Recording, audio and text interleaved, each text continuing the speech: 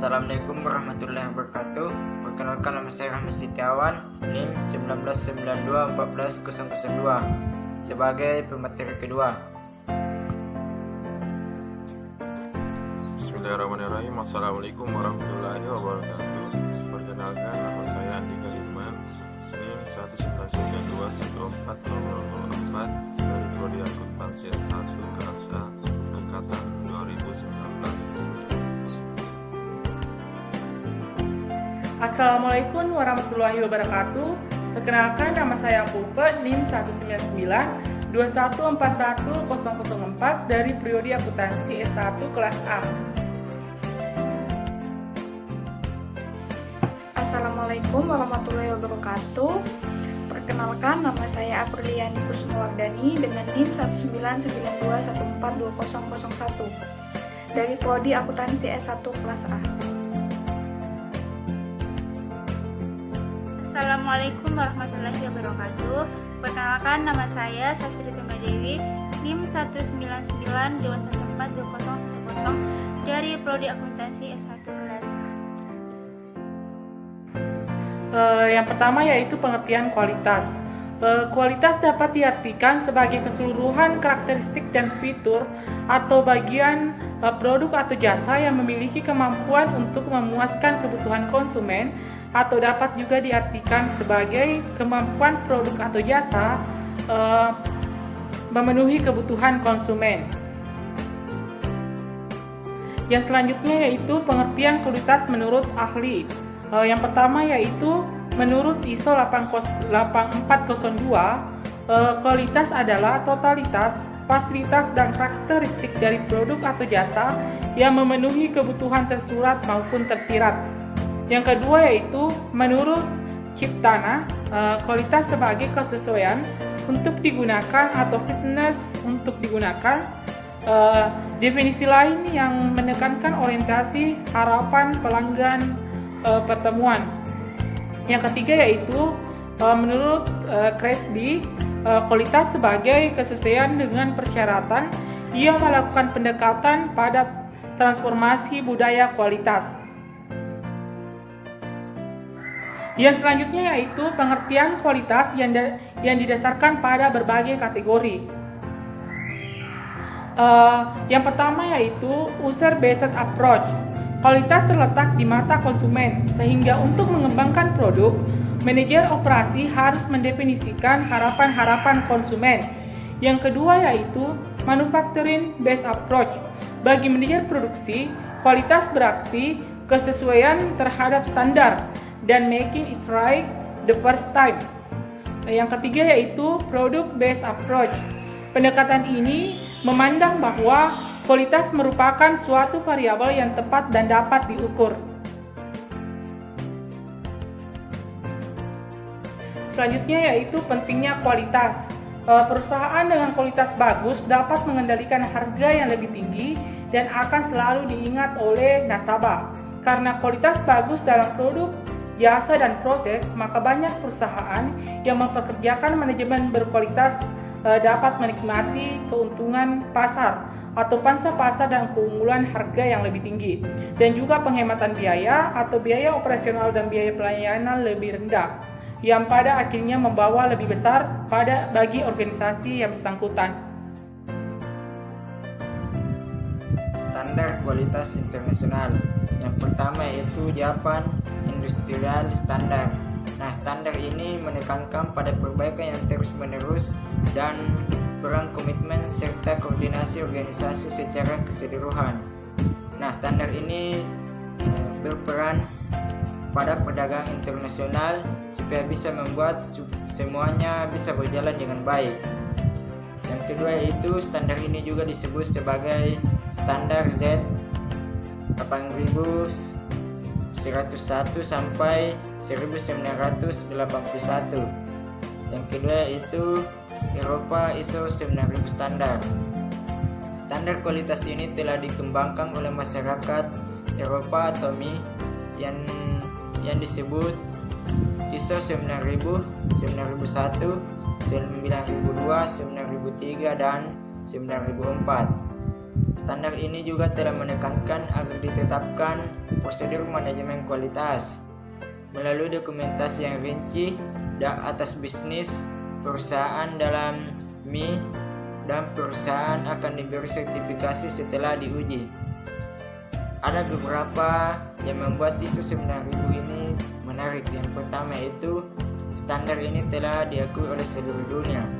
Yang kedua, standar ini sekarang diterapkan pada produk yang dibuat dan diimpor oleh MI. Yang ketiga,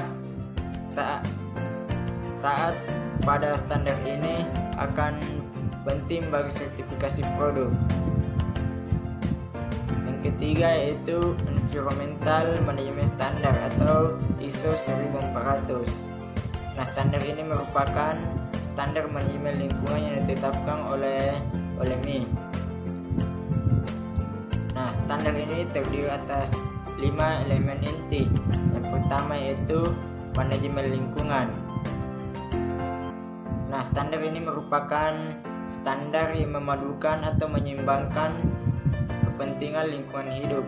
Nah, di mana standar ini dilakukan supaya bisa menyesuaikan dengan sumber daya perusahaan, apakah itu berkaitan sumber daya manusia, teknis, ataupun finansial. Yang kedua yaitu auditing. Yang ketiga evaluasi kerja. Yang keempat pemberian label. Yang kelima penilaian atau pengukuran dari produk. Selanjutnya yang keempat yaitu standar. Nah, setelah lama mempunyai spesifikasi militer untuk pertahanan yang belakangan dikembangkan dalam standar yang kualitas yang terdiri dari Q90, Q91, Q92 dan Q93. Q91 ini berisi tentang overview dan introduksi atas standar yang lain. Definisi dan konsep yang berhubungan dengan standar ini merupakan standar dengan kualitas. Kedua yaitu Q91. Standar ini berisi tentang standar umum untuk rancangan pengembangan manufaktur, instalasi dan pelayanan produk maupun jasa. Q92. Standar ini berisi tentang lebih dari Q91 untuk keterlibatan organisasi dalam produksi, instalasi dan pelayanan produk dan jasa. Selanjutnya yaitu Q93. Standar ini lebih detail dari Q91 karena keterlibatan khusus organisasi dan inspeksi dan pengujian dan juga distributor serta kontraktor yang akan memberikan nilai tambah. Q93 ini berisi tentang mempelajari petunjuk untuk pengelolaan dan auditing atas suatu perusahaan. Yang terakhir yaitu Q94. Q94 ini berisi tentang cara memberikan petunjuk untuk pengelolaan dan auditing atas perusahaan sistem kontrol kualitas. Untuk materi selanjutnya yaitu biaya kualitas. Biaya kualitas atau biaya mutu atau dalam bahasa Inggris sering disebut dengan quality cost. Biaya-biaya yang timbul dalam penanganan masalah atau kualitas mutu, baik dalam rangka meningkatkan kualitas maupun biaya yang timbul akibat kualitas yang buruk atau cost of poor quality. Untuk selanjutnya, 3 kategori utama biaya kualitas. Yang pertama, biaya pencegahan atau prevention cost. Prevention cost adalah biaya yang dikeluarkan atau terjadi dalam rangka untuk menjaga agar supaya tidak terjadi suatu kegagalan produk atau produk failure atau merupakan upaya pencegahan. Yang kedua, biaya penilaian atau appraisal cost. Appraisal cost adalah biaya yang dikeluarkan atau terjadi dalam rangka untuk mendeteksi adanya suatu produk failure. Yang ketiga, biaya kegagalan atau failure cost. Failure cost adalah biaya yang terjadi sehubungan dengan adanya kesalahan produksi atau produk yang dihasilkan tidak sesuai dengan standar yang dipersyaratkan. Selanjutnya yaitu contoh biaya yang harus dikeluarkan. Untuk kategori biaya pencegahan, contoh biaya yang perlu dikeluarkan yaitu yang pertama, biaya pelatihan atau training cost. Yang kedua, proses capability studies atau penelitian kapabilitas proses. Yang ketiga, vendor survey. Yang keempat, quality planning and design. Untuk kategori biaya penilaian atau appraisal cost, contoh biaya yang perlu dikeluarkan yang pertama, segala jenis pengujian atau testing dan inspeksi. Yang kedua, pembelian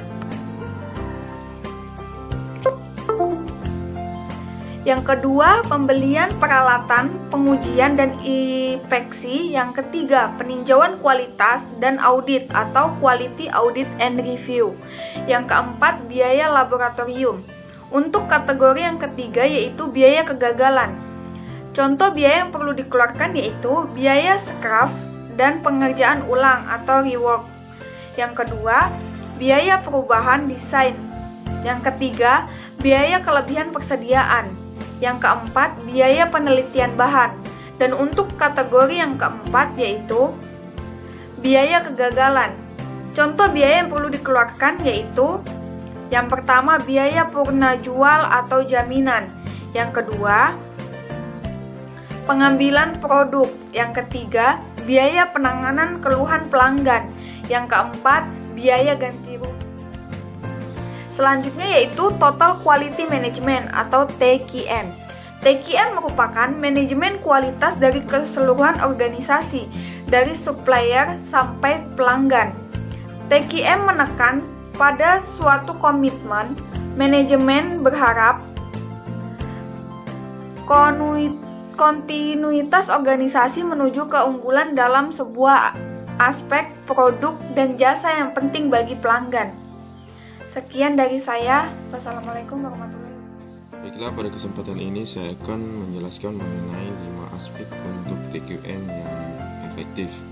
Yang pertama yaitu continuous improvement, yaitu mensyaratkan suatu proses perbaikan terus-menerus yang tidak pernah berhenti. Kemudian yang kedua, employee empowerment, yaitu melibatkan karyawan dalam semua langkah proses produksi. Kemudian yang ketiga yaitu benchmarking, yaitu standar kinerja atas suatu produk, jasa, biaya, atau praktik-praktik yang mewakili suatu kinerja terbaik untuk suatu proses atau kegiatan dalam suatu organisasi. Kemudian just in time. Just in time merupakan sistem perbaikan secara kontinu dan pemecahan masalah-masalah.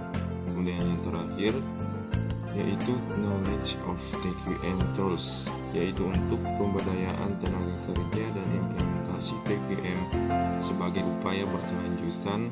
Setiap orang harus dilatih dengan teknik atau alat TQM. Berikutnya alat-alat TQM. Alat-alat TQM terdiri atas 6, yaitu yang pertama Quality Function Development atau House of Quality. Kemudian yang kedua yaitu Taguchi Technique, dan yang ketiga Pareto Chart, keempat Process Chart, kelima Cause and Effect, dan yang terakhir Statistical Process Control. Selanjutnya inspeksi adalah suatu tindakan untuk memastikan bahwa suatu operasi dilaksanakan pada tingkat kualitas yang diharapkan. Inspeksi dapat melibatkan pengukuran, uji rasa sentuhan, pembebanan, atau uji produk. Tujuannya adalah menemukan proses buruk atau tidak memadai atau kerusakan secepatnya. Inspeksi seperti audit, jadi tidak secara langsung menambah nilai produk. Sekian dari pembahasan saya, lebih dan kurangnya mohon dimaafkan. Terima kasih. Assalamualaikum warahmatullahi wabarakatuh. Baik, langsung saja di sini saya akan menjelaskan materi kelompok kami. Itu pertama di sini saya akan menjelaskan di mana dan kapan dilakukan inspeksi. Nah, ada 7, yaitu di pabrik yang dimiliki supplier saat supplier melakukan produksi. Yang kedua, di pabrik kita pada saat penerimaan material dan supplier. Yang ketiga, sebelum proses yang memakan biaya atau yang tidak dapat ditarik kembali. Yang keempat, selama tahap proses produksi. Yang kelima, pada saat produksi telah selesai. Yang keenam, sebelum pengiriman barang dari pabrik. Yang ketujuh, pada saat kontak dengan pelanggan. Nah, selanjutnya saya akan menjelaskan metode analisa kualitas.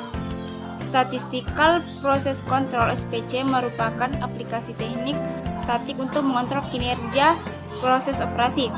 Jadi, SPC merupakan suatu proses yang digunakan untuk memonitor standar, membuat pengukuran, dan mengambil tindakan korektif pada saat produk atau jasa diproduksi.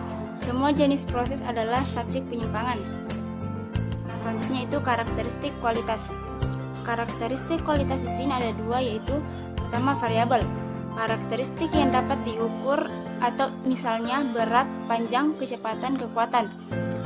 Karakteristik tersebut mungkin dalam jumlah keseluruhan dalam rangka fraksional. Variabel random yang memiliki dimensi berkelanjutan. Nah, selanjutnya yang kedua itu atribut. Atribut di sini terbagi menjadi tiga, yaitu satu, karakteristik di mana fokusnya adalah pada cacat atau rusak. Yang kedua, klasifikasi produk menjadi baik atau buruk atau menghitung jumlah cacat atau rusak. Misalnya televisi bisa dioperasikan atau tidak. Yang terakhir, variabel kategori atau variabel diskrit acak. Nah, sekian dari saya. Assalamualaikum warahmatullahi wabarakatuh.